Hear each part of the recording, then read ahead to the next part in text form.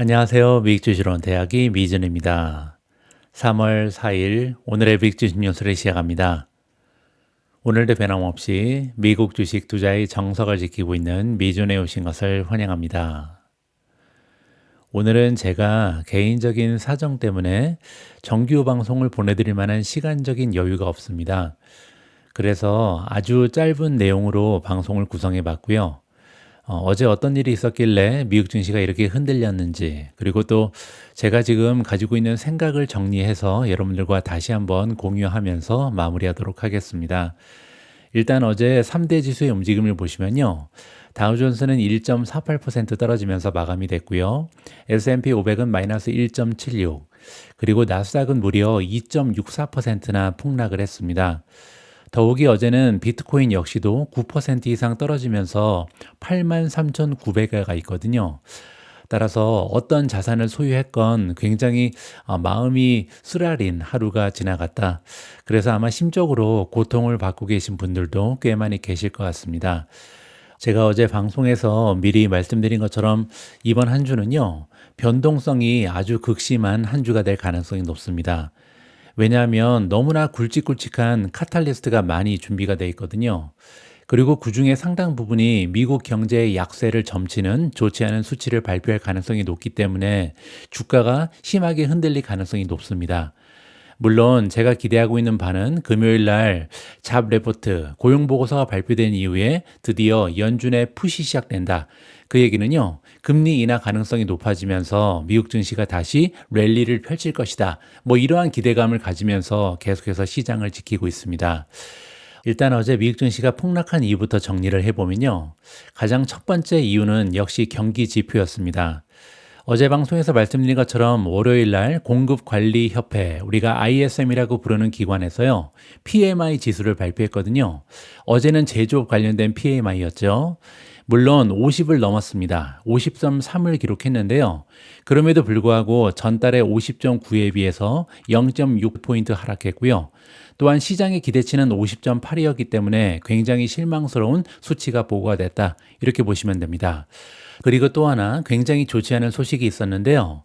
PMI 지수를 이루는 여러 가지 지표 중에 가격 지표가 있습니다. 원자재 가격 지표가요, 무려 7.5포인트 상승한 62.4를 기록했습니다. 50을 넘어도 한참 올라갔죠. 따라서 지난달에 비해서 전반적인 원자재의 가격이 많이 올라갔다. 원자재 가격이 이렇게 많이 올라간다면 결국은 제조업들이 수익의 향상을 도모하기가 너무나 어렵죠. 따라서 첫 번째로 발표된 PMI 지수가 굉장히 부정적이었다. 이 부분을 확인해 볼 수가 있었습니다. 어제는 이 밖에도 미국 증시를 폭락시킬 만한 굵직굵직한 악재가 많이 발생했습니다. 그 중에서도 우리가 애정하는 인공지능 수혜주에 직격탄을 날린 사건이 하나 있었는데요. 중국 기업들이 엔비디아의 최신 제품을 얻기 위해서 우회로를 이용하고 있다는 우려가 깊어졌습니다. 싱가포르에서 구체적인 사례가 발각이 됐거든요. 따라서 진짜로 중국 쪽으로 지금 제3국가를 통해서 엔비디아의 칩이 유입되고 있다. 이러한 우려가 깊어졌다라고 이해가 가능합니다. 이것 때문에 어제 엔비디아 주가가 특별히 많이 떨어진 거죠. 그리고 결정적인 것은 역시 트럼프 대통령이 캐나다, 멕시코, 그리고 중국에 대한 관세 부과를 실질적으로 발효시켰습니다. 어제 다시 한번 확인을 해줬고요. 그리고 새벽에 실제로 관세 부과로 이어졌습니다.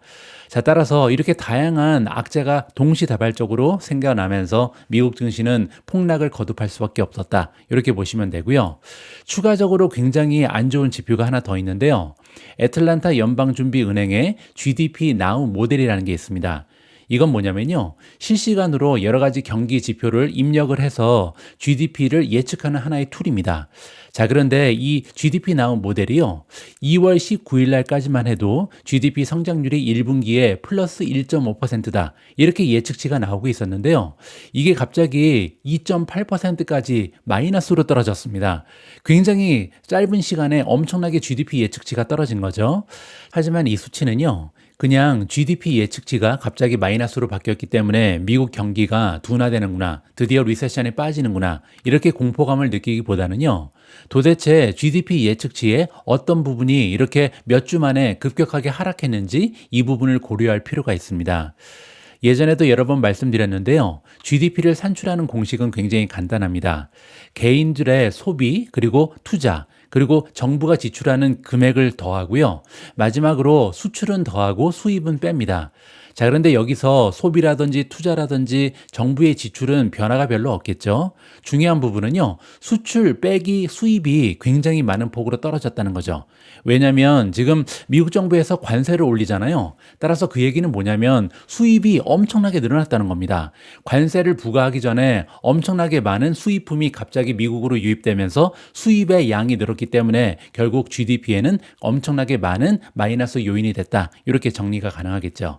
자, 따라서 마이너스 2.8%를 예측하고 있는 연방준비은행의 GDP 나우 모델은요, 결국은 수입이 갑자기 급등했기 때문에 나온 거지 경기의 둔화 아니면 리세션을 예측하는 것은 조금 무리가 있다는 것이 저의 개인적인 판단입니다.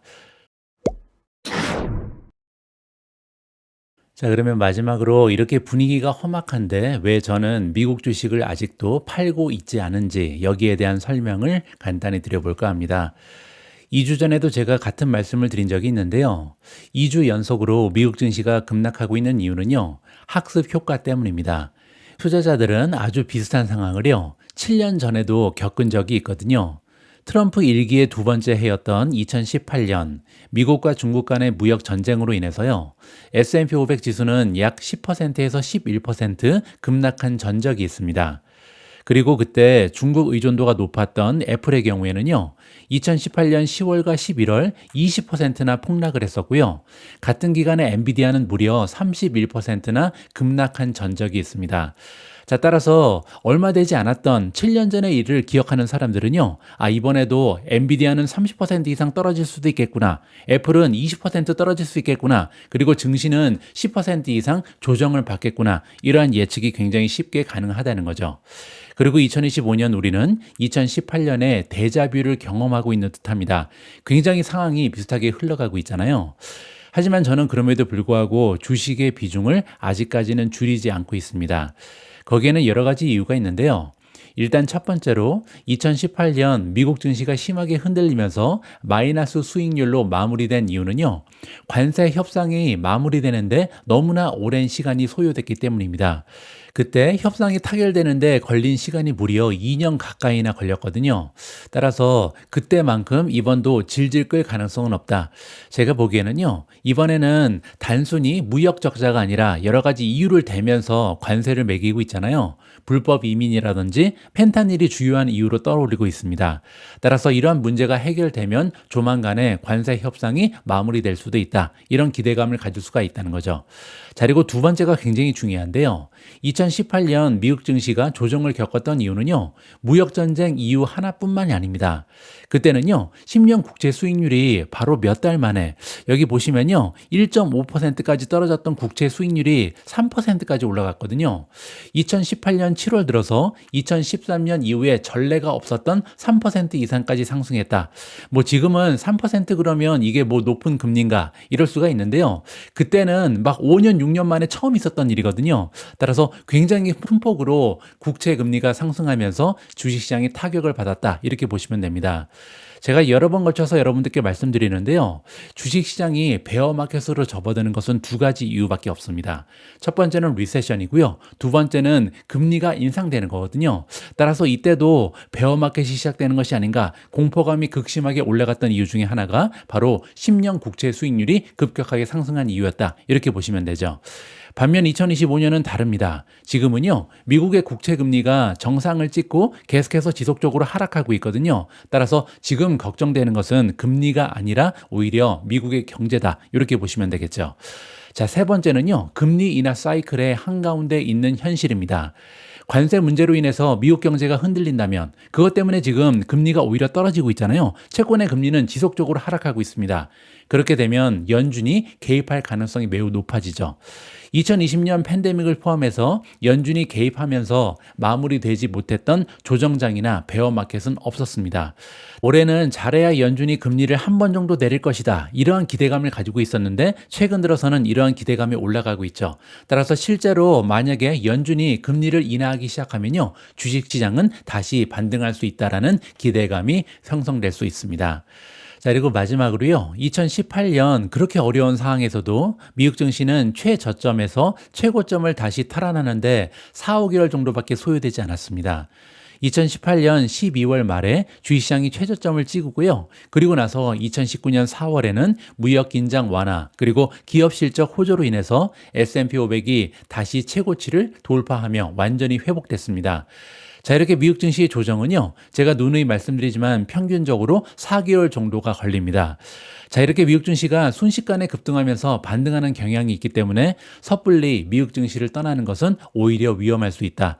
지금 미국 증시의 바닥이요, 6개월 이후가 될지 3개월 이후가 될지 아니면 이번 주가 바닥일지 아무도 알 수 없기 때문이죠.